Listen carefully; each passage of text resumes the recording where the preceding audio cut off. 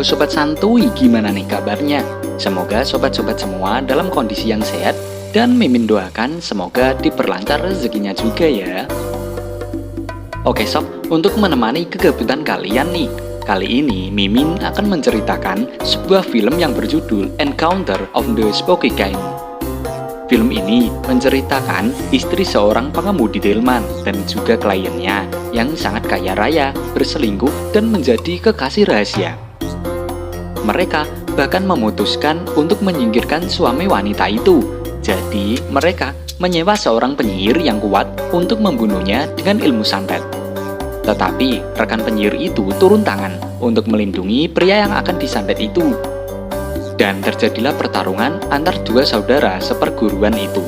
Nah, biar nggak penasaran gimana cerita selanjutnya, tanpa berlama-lama, sebelum nonton, cari posisi paling enak, siapkan cemilan, longgarkan celana dalam, dan langsung saja, gas oi!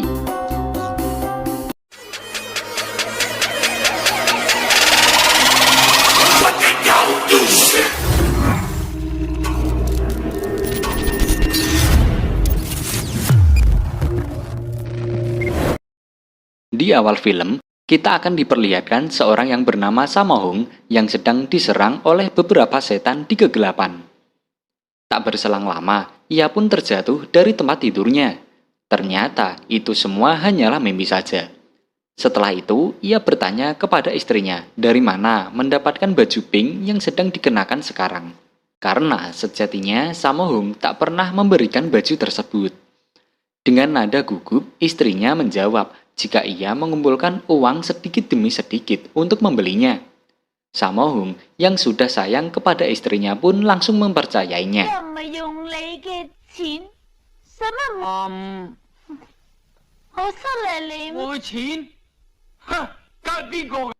Setelah itu, Sammo-hung memulai aktivitasnya sebagai kusir delman.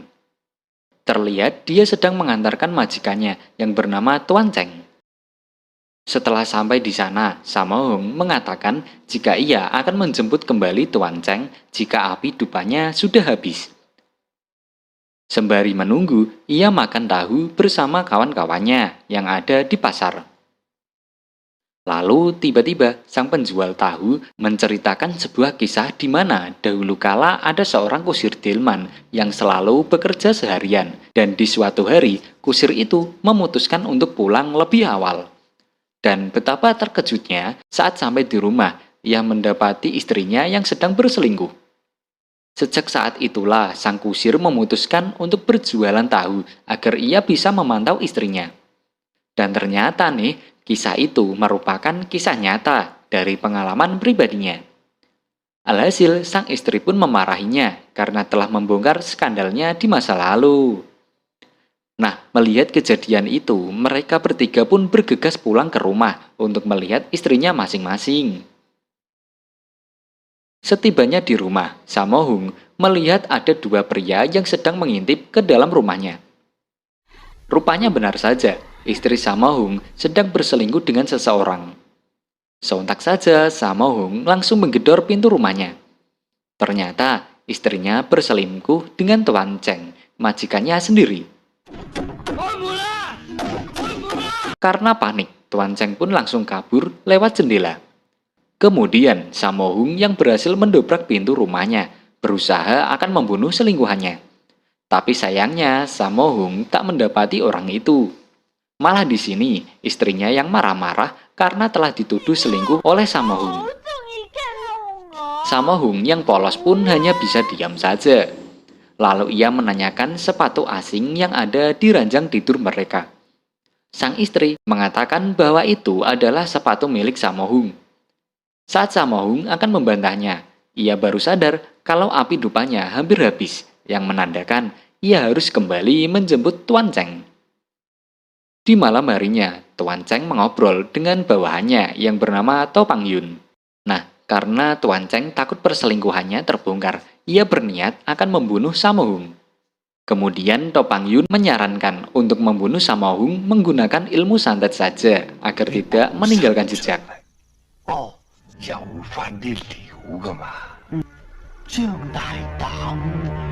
Keesokan harinya, To Pang-yun menemui seorang dukun bernama Huang. Dengan imbalan 2 batang emas, dia pun langsung akan melaksanakan santetnya itu. Saat Topang Yun sudah pulang, Huang kedatangan juniornya yang bernama Pang Yan. Huang lalu mengajak Pang Yan bekerja sama untuk menyantet seseorang. Namun ajakan itu langsung ditolak oleh Pang Yan. Karena pesan dari guru mereka, ilmu itu hanya untuk digunakan untuk menolong orang, bukannya malah mencelakakan manusia. Huang pun menerima keputusan dari juniornya itu. Ia hanya menyuruh Pang Yan untuk tidak membocorkan rencananya tersebut. Tapi Pang Yan hanya diam saja lalu pergi dari sana. Keesokan harinya, Huang menyuruh anak buahnya untuk menantang Sammo Hung agar tidur di sebuah kuil angker. Jika ia bisa bertahan, maka Sammo Hung akan diberikan 10 keping emas. Mendengar tantangan yang mudah dan imbalan yang menggiurkan itu, Sammo Hung pun bersedia melakukannya. Dan dari kejauhan, Pang Yan terlihat sedang memantau dirinya. Saat akan mendatangi kuil angker itu, Pang Yan mendatangi Sammo Hung. Ia mengatakan jika Sammo Hung akan dibunuh dengan ilmu santet menggunakan vampir. Mendengar hal itu, awalnya Sammo Hung tidak mempercayainya. Ia hanya bisa percaya jika Pang Yan mampu menghasilkan uang dengan ilmu sihir. Setelah melihat kemampuan Pang Yan, dia pun merasa ketakutan. Lalu Sammo Hung meminta Pang Yan agar mengajarkan cara menangkal santet tersebut. Alhasil, Pang Yan pun meminta agar Sammo Hung membawakan 50 telur ayam serta 4 kaki anjing beserta darahnya. Mendengar hal itu, Sammo Hung pun bergegas ke pasar untuk membeli telur dan memotong kaki anjing.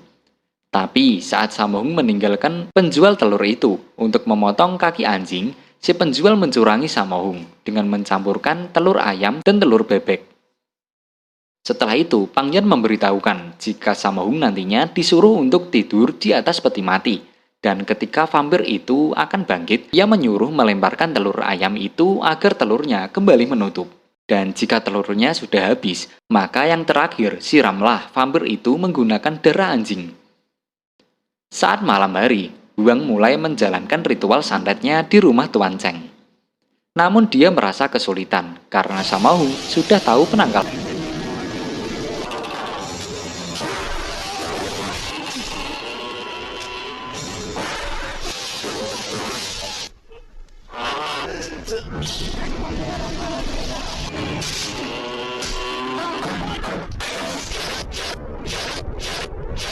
Pada akhirnya, sang vampir pun bangkit karena Sammo Hung melemparkannya dengan menggunakan telur bebek yang sudah dicampur oleh penjual telur sebelumnya.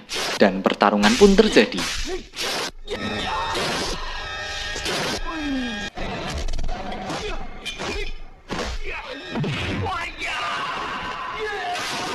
Saat sudah kepepet, Sammo Hung pun menggunakan penangkal pamungkasnya, yaitu darah anjing, yang membuat Huang kalah dalam santet tersebut.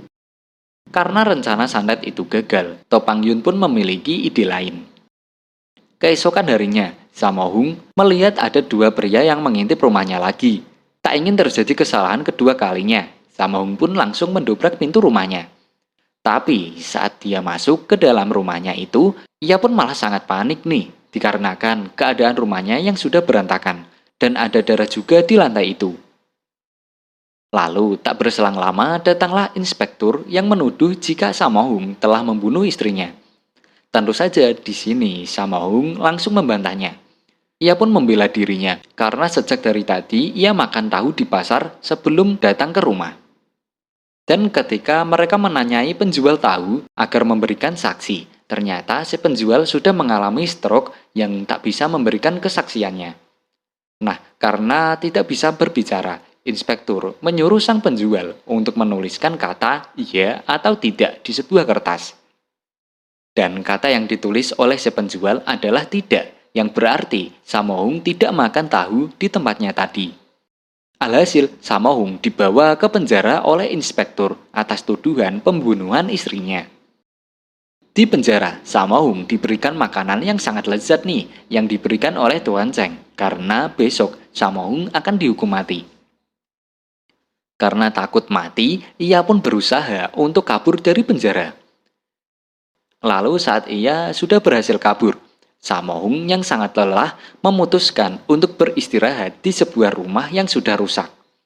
Dan di sana, dia menemukan sosok mayat yang sudah tua.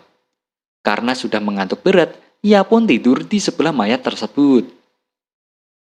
Saat tertidur, tanpa sadar, tangan Samohung berada di atas tangan si mayat, yang mengakibatkan mayat itu bangkit kembali. Untungnya, mayat tersebut hanya bergerak sama seperti gerakan Samohung. Namun, semua berubah ketika ada seekor kucing yang melompati mayat tersebut. Sontak saja, mayat ini menjadi vampir yang sangat ganas. Di sisi lain, mengetahui Samohung kabur, inspektur dan anak buahnya mulai mencarinya. Setelah berhasil kabur, Samohung mendatangi sebuah tempat yang ternyata itu adalah kamar mayat milik Pangyan. Karena sedang dikejar polisi, Samohung pun meminta bantuan kepada Pangyan untuk menyembunyikannya. Alhasil dimasukkanlah dia ke dalam peti yang kosong. Tak lama berselang, datanglah inspektur dan anak buahnya menuju kamar mayat tersebut. Inspektur langsung menanyakan keberadaan Samohung kepada Pangyan. Tentu sajalah, Pangyan mengaku tak tahu apa-apa. Lalu, melihat ada peti yang tak tertutup rapat, inspektur menyuruh anak buahnya untuk mengeceknya. Tapi karena mereka takut, mereka menyerahkan kembali kepada inspektur yang juga merasa ketakutan nih. Di sini, Pangyan mulai berbohong jika yang ada di dalam peti itu merupakan mayat yang menjijikan dan sudah berbau busuk. Mendengar hal itu, inspektur tambah ketakutan. Namun, demi reputasinya, dia pun terpaksa untuk memeriksanya. Setelah itu, inspektur berpura-pura kasihan dengan mayat tersebut yang padahal dia menutup matanya saat mengecek mayat itu. Karena tidak menemukan Samohung, mereka pun pergi dari sana. Nah, dari sinilah Samohung mulai ikut dengan Pangyan dan selalu membantu pekerjaannya. Selepas bekerja, mereka makan di warung, dan di sana terlihat juga ada Huang yang sedang mengintip. Tak lama, dia pergi ke suatu tempat untuk kembali menyantet Samohung yang kali ini ia menggunakan tanggal lahirnya. Di mana hal itu merupakan santet yang paling akurat dan mujarab. Melihat keanehan itu, Pangyan pun bergegas menuju ke suatu tempat. Rupanya, Pangyan mendatangi Huang dan menghancurkan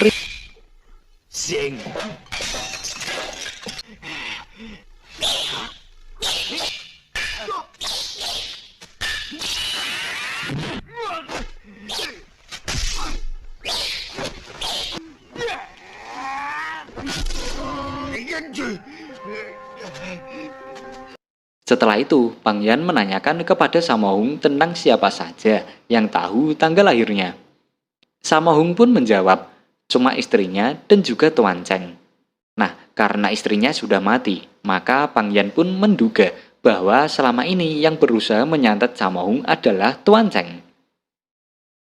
Singkat cerita, di malam harinya, Huang kembali melakukan ritual santet kepada Samohung. Di sana juga terlihat istri Samohung yang ternyata masih hidup. Dia datang ke sana untuk melihat akhir hidup dari suaminya. Saat ritual santet dilakukan, ternyata Samohung sudah diberi penangkal oleh Pangyan. Pada akhirnya, pertarungan antara kedua dukun itu pun dimulai.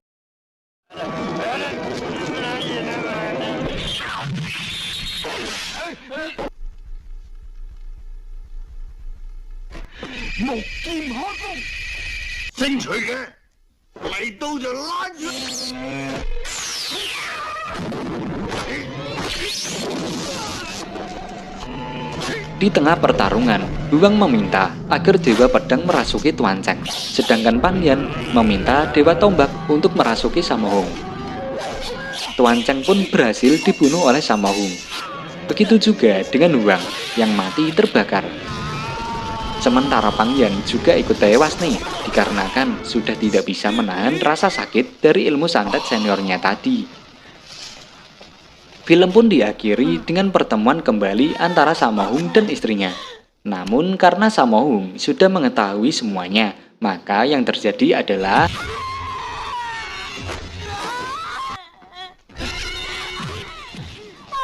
dan film pun tamat. Oke sob, itulah rangkuman dari film Encounter of the Spooky Kind. Nah, setelah ini, Mimin akan lanjutkan sequel dari film ini sob, yaitu Encounter of the Spooky Kind 2, yang pemerannya adalah Guru Gao nih.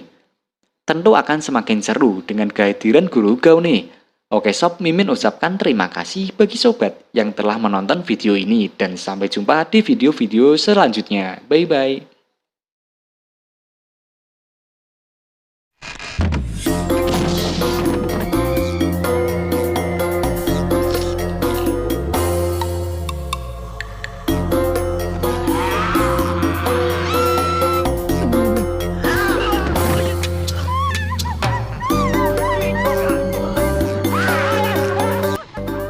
Halo Sobat Santuy, gimana nih kabarnya? Sehat kan ya? Bagi sobat yang belum sehat, disehatin dulu ya sob, karena sakit itu nggak enak sob, apalagi sakit hati, ya nggak sob? Nah, kali ini Mimin akan menemani kegabutan kalian dengan mereview film yang berjudul Encounter of the Spooky Kind 2. Film ini menceritakan seorang siswa seni bela diri yang akan menikah dengan putri pemilik kedai teh. Murid itu berjuang untuk melindungi calonnya dari godaan seseorang yang sangat kaya raya yang juga menginginkan anak dari pemilik kedai teh itu. Persaingan kedua pria itu meningkat menjadi pertempuran supernatural besar-besaran setelah pria kaya itu meminta bantuan kepada seorang penyihir jahat. Nah, bagaimanakah kisah selanjutnya? Oke lah sob, tanpa banyak spoiler di awal, sebelum nonton, cari posisi paling enak, siapkan cemilan, longgarkan celana dalam, dan langsung saja gas oi!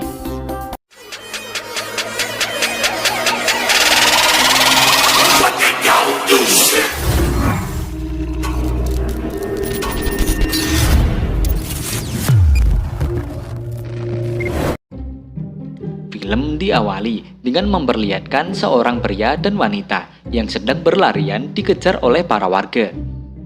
Lalu mereka bertemu dengan guru mereka, siapa lagi kalau bukan Guru Gao.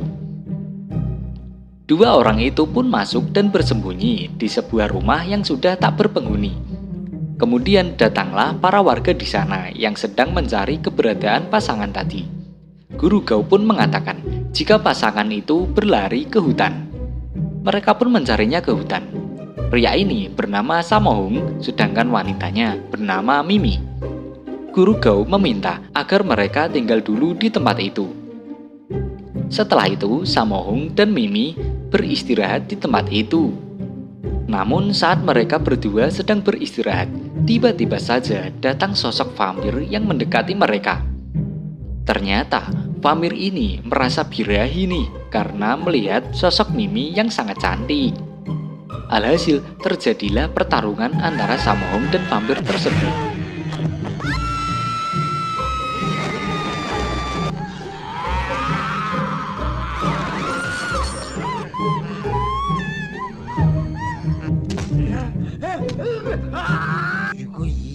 Dan ternyata Samohung ini hanya sedang bermimpi saja nih.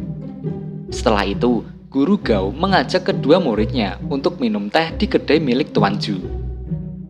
Nah, Tuan Zhu sendiri merupakan ayah dari Mimi, yang berarti calon mertua dari Samohung.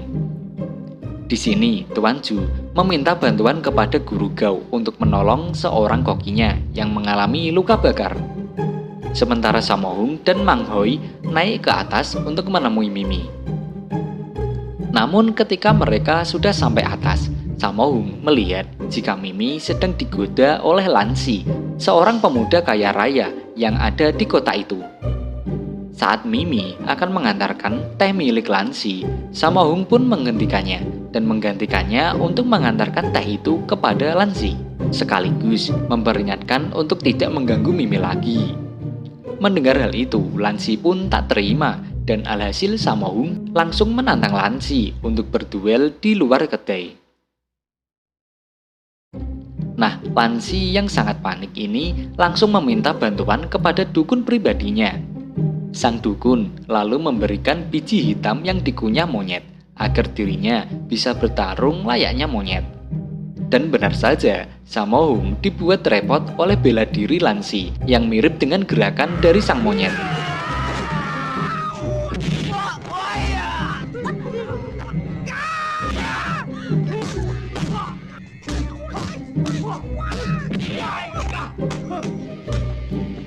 Di tengah pertarungan, Mang Hoi akhirnya menyadari bahwa kehebatan Lansi merupakan ilmu sihir dari dukun pribadinya.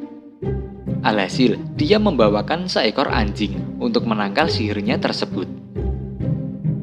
Lalu hasilnya, Sammo Hung mampu untuk mengalahkan Lansi.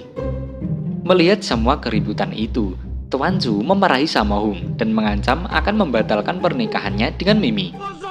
Jika Sammo Hung ingin menikahi Mimi, Tuan Zhu menyuruh agar Sammo Hung memberikannya 60 kue dan 600 ekor ayam sebelum merayakan pernikahannya. Setelah itu, mereka bertiga pun kembali pulang ke kuilnya. Nah, karena merasa kasihan nih dengan Sammo Hung, Guru Gao memberikannya uang untuk modal usaha. Guru Gao juga menyarankan agar Sammo Hung membeli kios milik temannya yang ada di pasar untuk berjualan agar bisa mendapatkan modal membeli permintaan Tuan Zhu.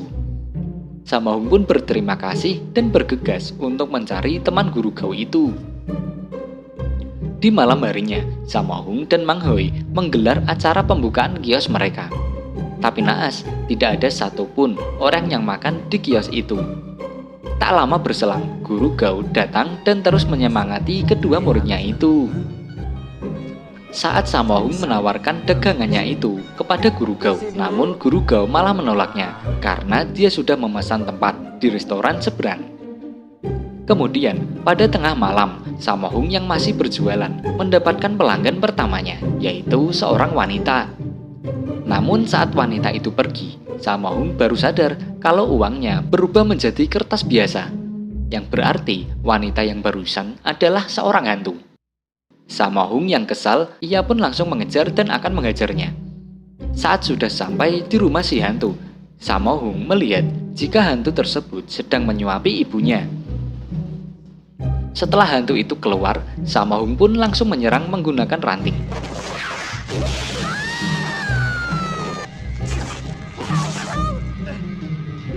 Si hantu yang bernama Quan Xiao mengatakan jika dia terpaksa melakukannya demi memberi makan ibunya.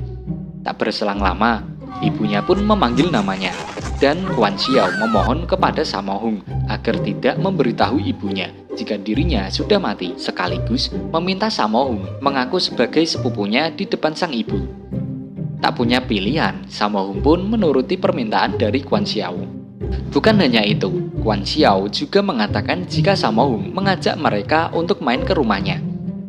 Mengetahui jika Sammo Hung menyembunyikan hantu, Mang Hoi pun langsung menemui Quan Xiao. Dia meminta agar Sammo Hung dijadikan orang yang kaya, namun Quan Xiao tak sanggup, karena kaya dan miskin hanyalah kuasa dari Tuhan. Lalu, di malam harinya, Guru Gao akhirnya mengetahui jika kedua muridnya itu menyembunyikan hantu di rumah mereka.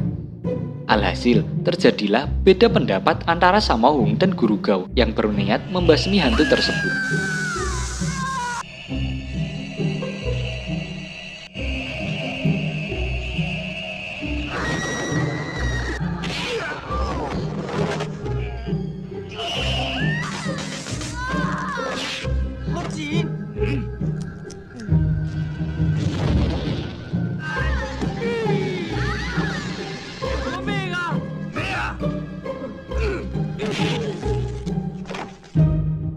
Karena kejadian itu, Guru Gao kecewa dan tidak mengakui Sammo Hung lagi sebagai muridnya. Saat mereka akan pergi, tiba-tiba saja hujan turun sangat lebat. Guru Gao merasa sangat tak menyangka jika muridnya berani melawan hanya untuk membela sang hantu. Mang Hoi pun menjawab jika orang suci saja bisa bersalah, apalagi Guru Gao. Mendengar hal itu, Guru Gao pun mengatakan jika memang dia bersalah, biarlah petir yang menyambarnya.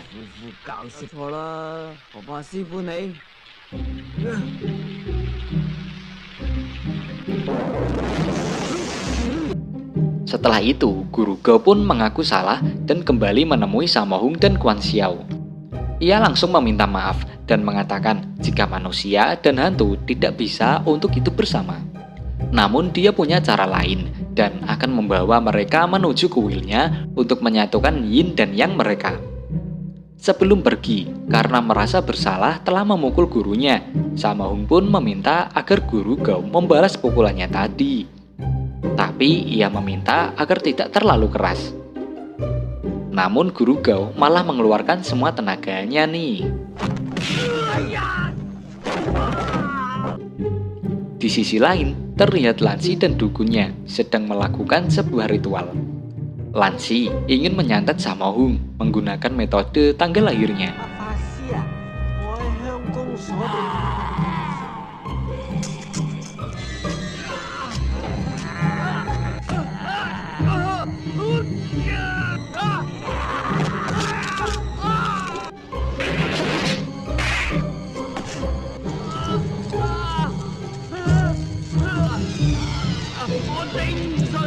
Dan merasa kepepet, Sammo Hung pun melepaskan roh dari raganya. Nah, saat rohnya keluar inilah sang dukun dan Lansi menangkapnya dan memasukkannya ke dalam tubuh seekor babi. Keesokan harinya, Mang Hoi mendapati Sammo Hung yang seperti orang gila karena tatapannya yang kosong dan berbicara seenaknya. Setelah diperiksa Guru Gao, ia berspekulasi jika roh Sammo Hung telah keluar dari raganya. Lantas, dia menyuruh agar Quan Xiao memasuki raga Sammo Hung terlebih dahulu, sementara Guru Gao akan mencari roh Sammo Hung. Malam harinya, beraksilah Guru Gao dan Mang Hoi mencari keberadaan roh Sammo Hung, sedangkan Quan Xiao berada di kuil untuk berdoa agar Guru Gao bisa menemukannya. Tak berselang lama, datanglah dukun jahat itu ke kuil. Sedangkan Lansi memanggil Tuan Chu untuk melihat kondisi menyedihkan menantunya itu. Lalu menyadari jika Quan Xiao merasuki raga dari Sammo Hung, si dukun pun melancarkan serangan.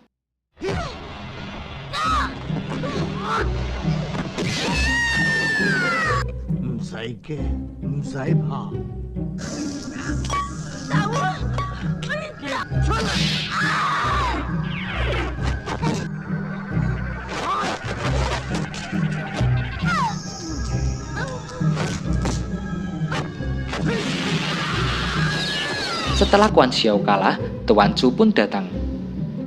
Lansi mengatakan jika Sammo Hung menjadi gila karena telah dirasuki oleh hantu Quan Xiao. Saat si dukun akan menghabisi Quan Xiao, tiba-tiba saja datanglah Guru Gao yang sudah menemukan roh Sammo Hung. Alhasil, Guru Gao pun mengembalikan roh itu ke dalam raga aslinya. Setelah semuanya selesai, Mimi menanyakan kepada Guru Gao, siapakah sebenarnya yang telah melakukan semua ini? Guru Gao menjawab jika mereka akan tahu semuanya setelah matahari terbit esok. Lalu setelah itu, si dukun, Lansi, dan juga Tuan Chu pun pergi dari sana.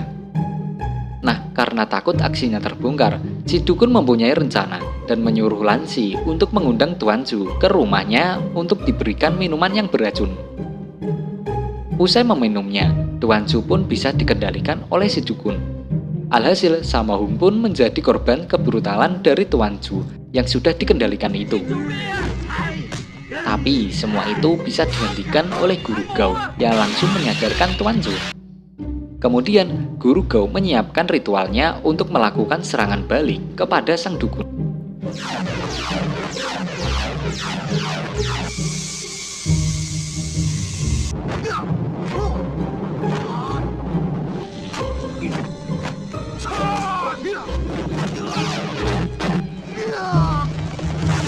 Usai si dukun kalah, Guru Gao menyadari jika perut Tuan Chu mulai membesar nih. Guru Gao mengatakan jika ini adalah efek dari racun dari sang dukun. Nah, karena hanya dialah yang punya penawarnya, akhirnya Guru Gao dan kedua muridnya pergi mendatangi si dukun. Setelah sampai, Guru Gao langsung mengancam si dukun itu untuk segera memberikan obat penawarnya jika ia ingin selamat. Tentu saja, si dukun langsung menolaknya. Lagi pula, obat penawarnya sudah masuk ke perut Lansi. Selain itu, si dukun membangkitkan mayat-mayat peliharaannya untuk menyerang Guru Gao dan kedua muridnya.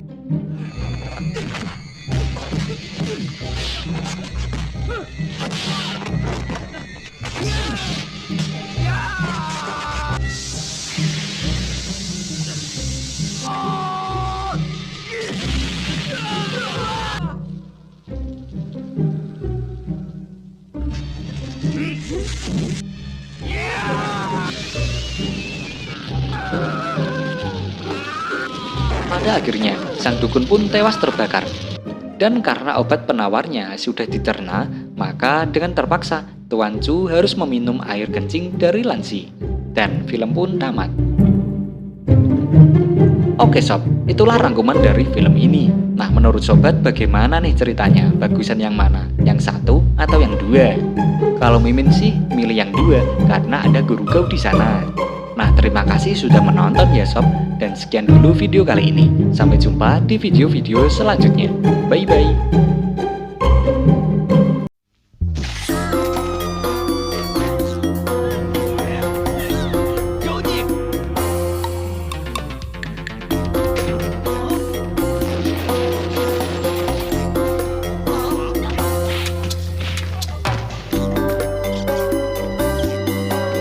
Halo Sobat Santuy, gimana nih kabarnya? Sehat kan ya?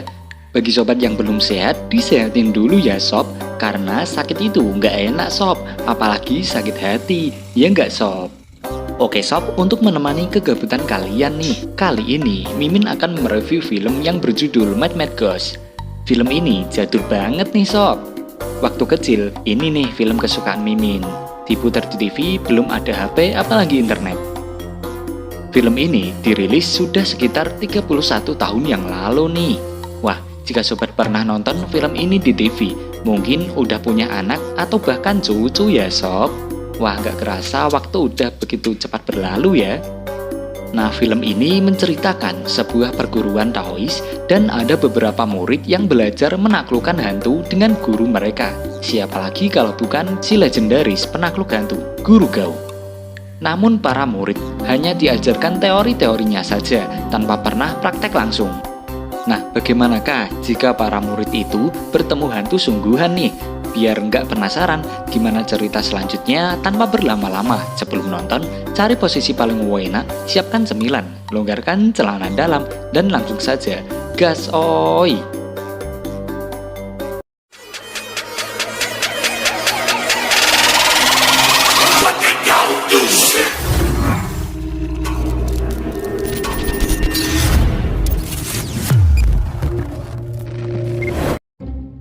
Film diawali dengan memperlihatkan seorang guru yang biasa kita sebut Guru Gao. Ia nampaknya sedang memberikan pelajaran tentang cara menjadi penakluk hantu yang baik dan juga benar. Adapun murid tertua bernama Kakashi. Di sini ia berperan sebagai hantunya, sedangkan murid yang lain menjadi penakluk hantunya.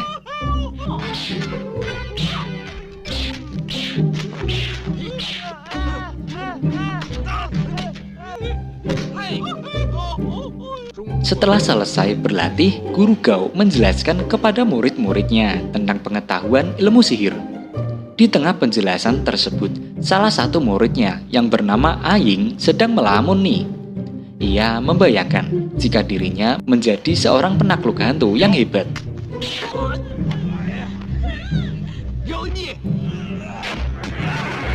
Dalam lamunannya itu, si korban yang terlihat nampak lemas, lalu ia pun memberikan nafas buatan.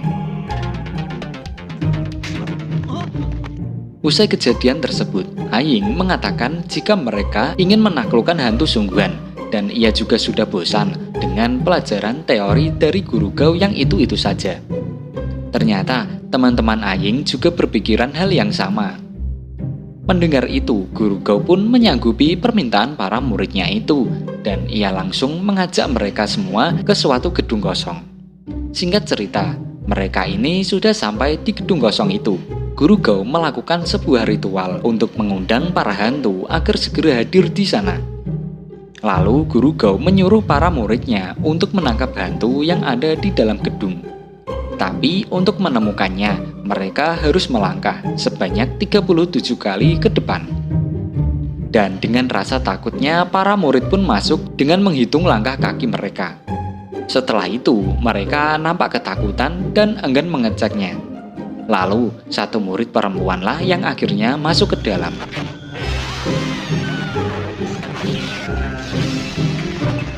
Dan ternyata, itu hanyalah hantu palsu. Geram melihatnya, murid perempuan itu pun segera menghajar hantu palsu itu. Ternyata hantu palsu itu merupakan orang suruhan dari Guru Gao. Guru Gao langsung mengatakan jika dengan hantu palsu saja mereka takut, apalagi dengan hantu yang sungguhan. Setelah menceramai para muridnya, mereka pun bergegas untuk pulang ke rumah. Keesokan harinya, Guru Gao mendapat tawaran untuk menjaga sebuah rumah yang sudah tidak berpenghuni. Sebagai pengelola, Sanggu juga mengizinkan Guru Gao untuk tinggal di rumah tersebut agar rumahnya terawat. Dia juga mengatakan jika konon rumah ini berhantu, akan tetapi Sanggu tak mempercayainya. Di sini juga fakta baru terungkap jika Guru Gao selain bekerja sebagai pendeta, ia juga bekerja menjadi seorang petugas kebersihan di suatu perusahaan. Saat sedang berkeliling ruangan, tiba-tiba saja Sanggu kebelet pipis dan meminta izin untuk ke toilet. Sebelum pergi, Guru Gao memintanya untuk berhati-hati terhadap hantu, tapi Sanggu menyepelekannya.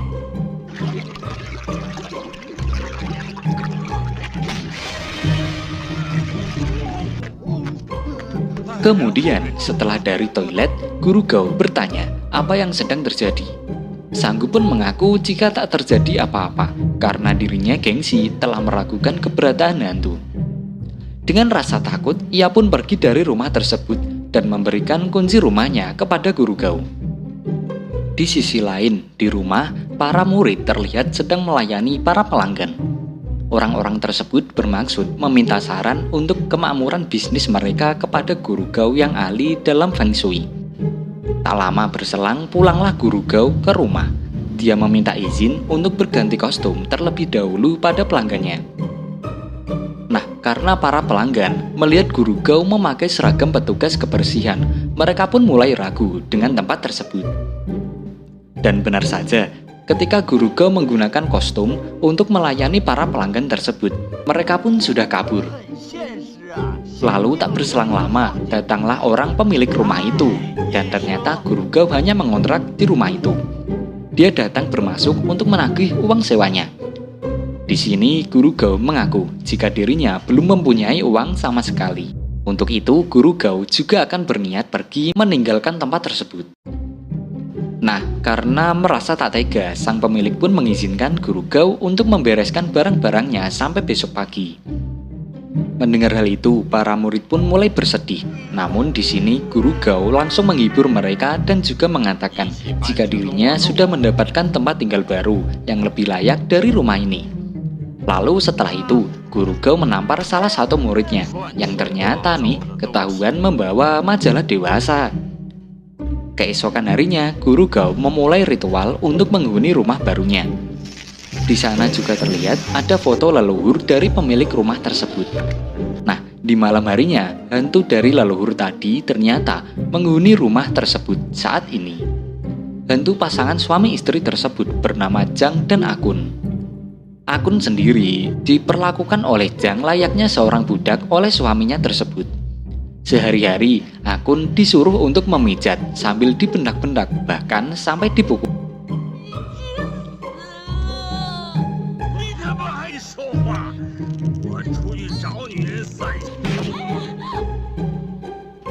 Tak berselang lama, Zhang mencium aroma manusia di rumah ini. Lantas, mereka pun memeriksa ke bawah.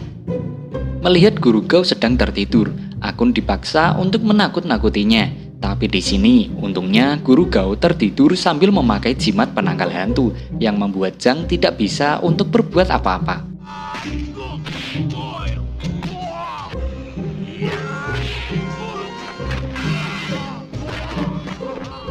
Pada akhirnya, Zhang pun ketakutan dan kembali ke kamarnya.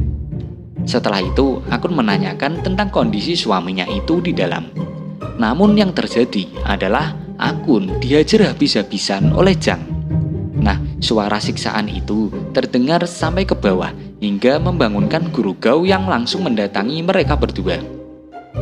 Di sini Guru Gao langsung membela Akun. Pada akhirnya Zhang pun kabur ketakutan.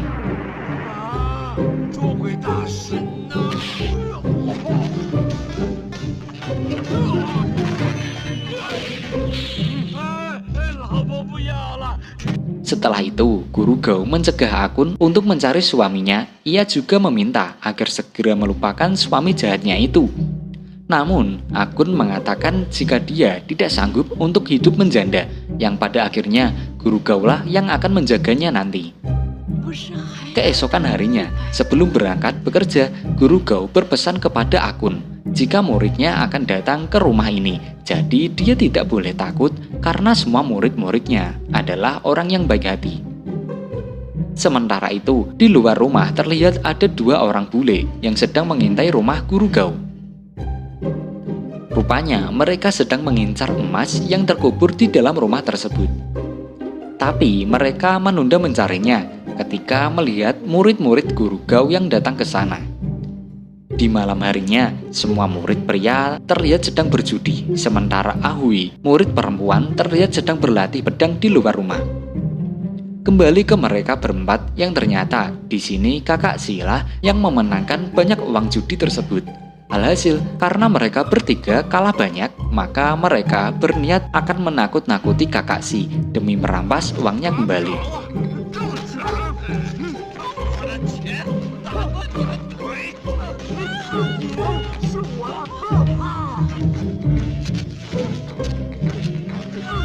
Usai mendapatkan uangnya, mereka malah membuat terkejut Akun yang ketakutan melihat penyamaran mereka semua. Pada akhirnya, mereka semua bertemu di lantai bawah rumah. Di sini, mereka semua menanyai tentang identitas Akun. Karena tidak mau menakut-nakuti, Akun pun menjawab jika dirinya merupakan teman dari Guru Gau. Tak berselang lama, datanglah Guru Gau. Ia langsung menjelaskan semuanya jika Akun merupakan hantu penghuni rumah ini. Para murid tak mempercayainya. Maka dari itu, Guru Gau menyuruh agar Akun untuk membuktikan jika dirinya memang benar-benar hantu. Lalu bukannya takut, mereka semua malah merasa lucu nih dengan tingkah laku Akun. Yang pada akhirnya Guru Gaulah yang membuktikannya sendiri.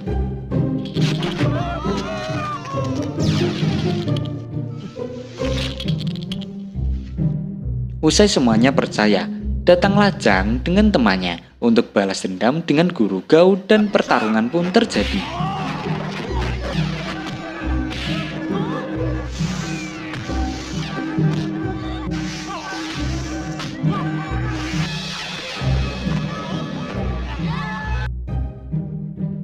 Usai takluk, Guru Gau diberikan segelas teh yang ternyata ia dikerjai oleh Zhang. Namun semua itu tak berlangsung lama ketika Guru Gau sudah habis kesabarannya. Ia langsung memberi pelajaran pada Zhang. Begitu juga dengan para murid yang membahas mengajar tukang pukul tadi. Usai Akun menghajar suaminya, Akun memberikan surat gugatan cerai dan meminta Zhang untuk menandatanganinya agar percayaan mereka menjadi sah dihukum alam gaib. Dengan terpaksa, Zhang pun menandatanganinya lalu kabur dari rumah tersebut. Sejak saat itulah, Guru Gau dan para murid hidup berdampingan dengan hantu Akun. Bukan hanya itu, Akun juga dijadikan target latihan Guru Gau untuk para murid-muridnya. Singkat cerita, di suatu pagi, saat sedang makan, mereka kedatangan tamu yang tak lain adalah 2 orang bule yang hendak mencari emas di rumah tadi. Di hadapan Guru Gau, Vansky dan juga Fogg mengaku sebagai seorang pastor yang ingin tinggal di rumah ini, tak peduli berapapun biayanya. Alhasil Guru Gau pun mengizinkannya dan menjelaskan semua fasilitas yang ada di rumah ini. Setelah itu, murid Guru Gau diam-diam membawa Akun keluar, tapi sayangnya mereka ketahuan oleh Guru Gau. Para murid mengatakan jika mereka ingin mengajak Akun jalan-jalan ke kota agar ia tahu kehidupan manusia modern sekarang ini. Guru Gau pun memperbolehkannya dan memberikan sebuah jimat agar Akun tidak usah memakai payung lagi dan aman terkena sinar matahari. Di malam harinya, Vansky dan juga Fogg melancarkan aksinya itu untuk mencari emas.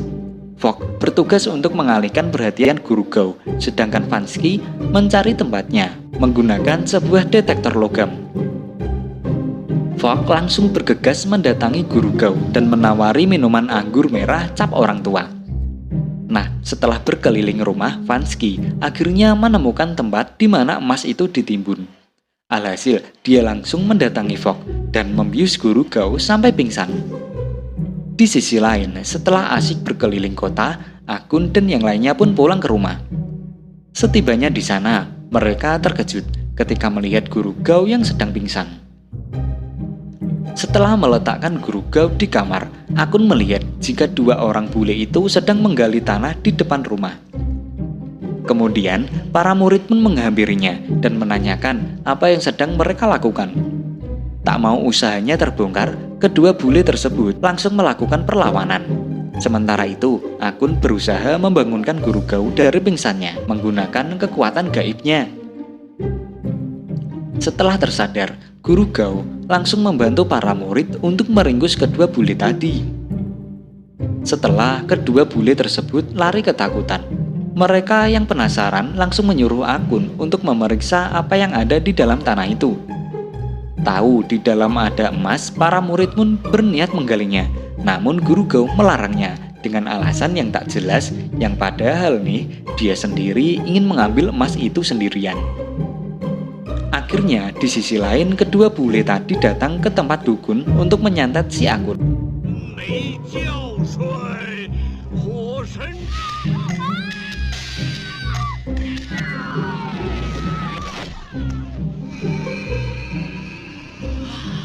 Tahu jika itu merupakan santet, Guru Gao langsung melakukan ritualnya untuk membalaskan santet tersebut.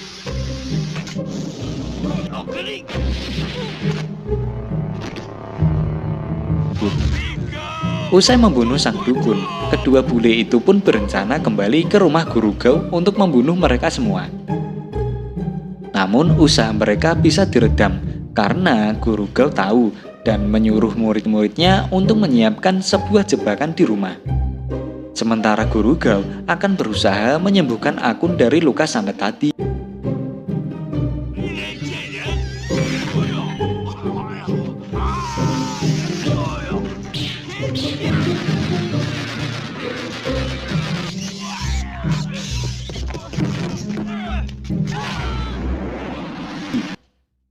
Film pun berakhir dengan adegan Guru Gao yang membeli rumah ini menggunakan uang dari hasil menjual emasnya.